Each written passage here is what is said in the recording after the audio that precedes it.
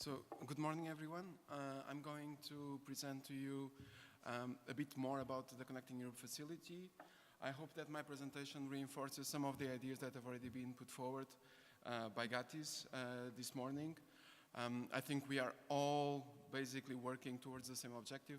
And what my presentation will be about actually is this idea of the digital service infrastructures, what we call DSIs in CEF. And now we'll go a bit more into detail. I was told that by the end of the presentation we would have time for questions.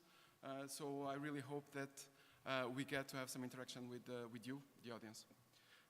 As you know, my name is Joao. I was introduced, thank you very much, previously, and I come from the Digit Director General, and we work also with the Connect Director General of the European Commission. So as Marta explained, the CEF Telecom is about roughly 1 billion euro, 1 billion in, let's say, the American 1 billion, and it's split in two objectives, basically the deployment of broadband and the DSIs. The DSIs are all about this idea of cross-border public services. What we try to do in CEF is to be smart about the deployment of these DSIs, and we have heard already that you're doing the same here in Latvia. So we split the DSIs into two types of deployment. One, the sector-specific, and the other, the building block. So what is the big idea behind this? It's basically to say that every sector has its own specific services to deploy, being justice, being health, consumer protection, and you can go on and on with the list. However, all of them have some common needs, okay?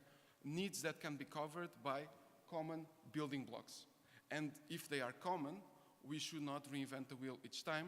We should give them what they need directly, and through this, basically reach cost savings, be more efficient, and save time. My presentation is going to focus on this idea of the building blocks. I will not go into the different sectors, but you should know that CEF is currently supporting the deployment of cross-border services in multiple sectors. I'm just going to give you an example: health, procurement, consumer protection. All of them are being supported by CEF through the funding that you see there to deploy these services across Europe. But I will talk about the building blocks. So the building blocks are basically these recurrent blocks of functionality that are needed by all the different sectors. And automated translation, of course, is one of them, because multilingualism is basically a common need. Other building blocks that we have in CEF, I'm going to start with electronic invoicing. As you know, there is a directive that will mandate the use of e-invoicing in the public sector. So public sector administrations will need to basically accept electronic invoicing, even across borders. And we are supporting the deployment of those services across Europe through the CEF. We have three other building blocks: EID, e-signature, and e-delivery. All of them are linked to this directive that was mentioned previously, the eIDAS directive.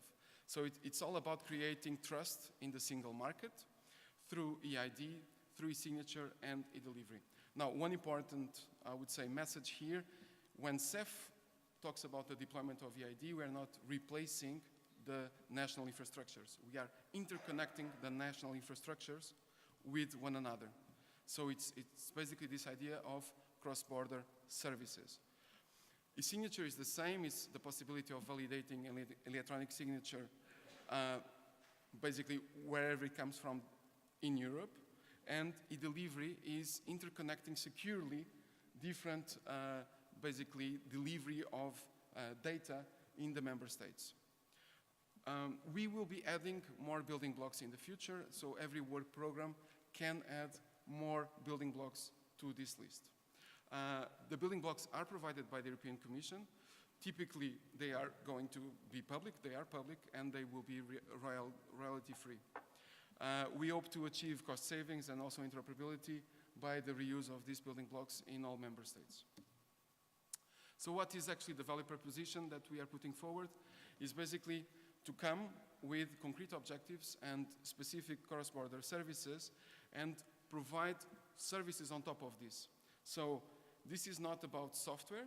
This is more about specifications for interoperability, which are supported with training, with support, with stakeholder engagement, and an architecture. What this means is that most of the cross-border services are actually deployed in the member states. As long as the member state complies with the specification, they can reuse whatever software they have. And what we do from the Commission side is to ensure that all these deployments are interoperable and work with one another.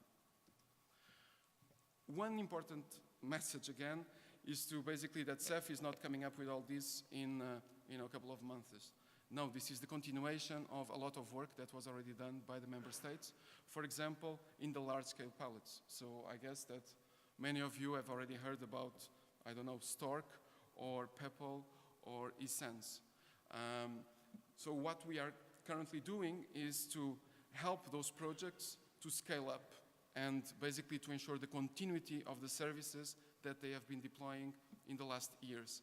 We're also working with standardization organizations, such as the CEN, to ensure that these standards can be actually adopted by all member states. So what we want, of course, is adoption across the EU. As you can see here, because the deployment is most of the times local, there are few central services provided by the Commission. An exception is actually automated translation. We also give funding to the member states so that they deploy them. What they need to do is always to comply with the specifications. So if you go and you visit the CEF website, you will also notice that this is also a funding opportunity to the member states, also to the private sector. As long as they comply with the specifications, they will be entitled to receive grants to deploy these services and also the building blocks that you see here. So what we want to achieve in 2020, we would like that this picture becomes reality. So here we see the different sectors. All of them have their own sector-specific applications. All of them have their own standards.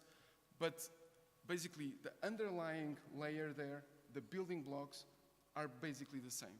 And that means that we would not only achieve cross-border interoperability, we will also achieve cross-sector interoperability. And that, of course, means that data could flow from justice to health, procurement, so forth and so on.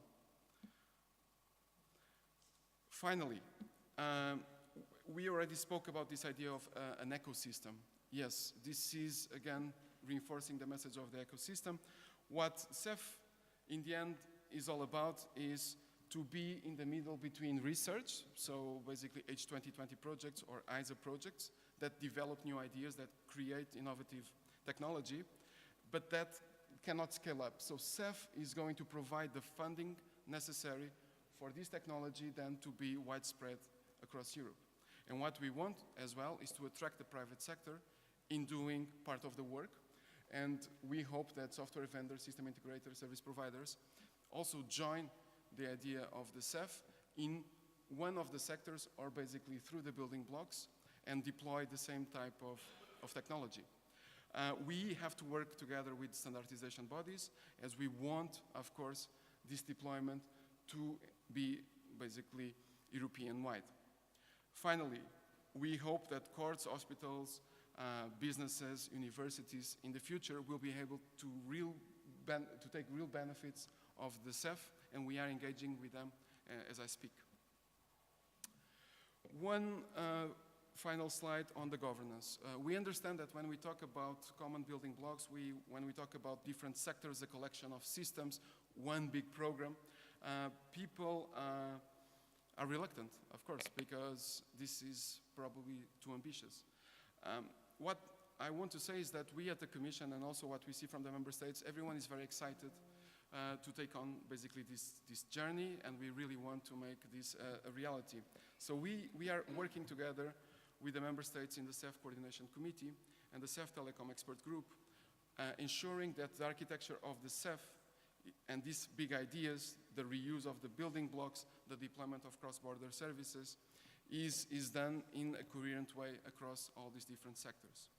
And what we also ensure is the participation of the different participants of the CEF in what we call operational management boards, where all the requests for changes, all the requests for improvements are going to be analyzed by the Commission and afterwards implemented. We work together with expert groups in the member states, existing expert groups, several of them, so we can consult them and know if the direction that we are taking is the right one for example, EIDA's deployment compatibility with a certain directive.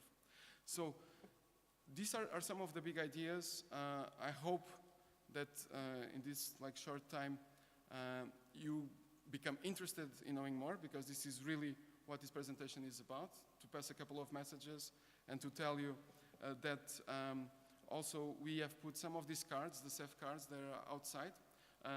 You can basically scan the QR code and you will find our website. In this website, which is on JoinUp, you will find a lot more information about the CEF, about the funding opportunities for the member states and for the private sector, and also about each one of these building blocks. Of course, today is about automated translation, so that one is pretty much covered today. I invite you then to look at the others, and also if you have any questions at this point, we could maybe have a bit of interaction. Thank you very much.